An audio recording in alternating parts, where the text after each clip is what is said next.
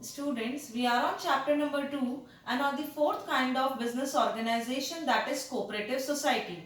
Till now, in this business organization, we have completed with definition and characteristics and kinds of cooperative society. Today we are going to take the topic merits of cooperative society. Now the first merit is equality in voting rights. Now as we all know that each and every member of cooperative society can just cast the vote on the basis of one man, one vote, irrespective of the number of shares held by the every member. That is why it enjoys equality in voting rights. Second one is your limited liability. The members of cooperative society enjoys limited liability. Their liability is only limited up to the amount of capital invested by them into the shares of the society.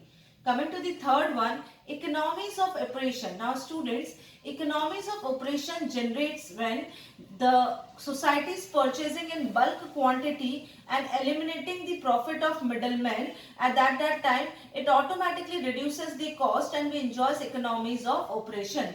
Coming to the fourth one, support from government.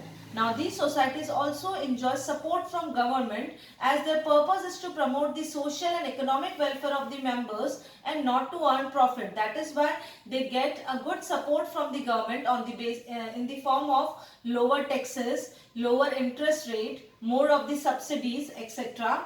Easy formation. Now cooperative societies can be easily formed by merely 10 adult members and very few formalities are required. Next one, cooperative society also enjoys continuity as we know that members may come, members may go. It does not affect the cooperative society's existence. Cooperative society will going to continue as long as there are minimum 10 members in it. That is why cooperative society enjoys continuity also. So here we have completed with the 6 merits of that of cooperative society. In the next video we are going to do with the demerits of cooperative society. Thank you.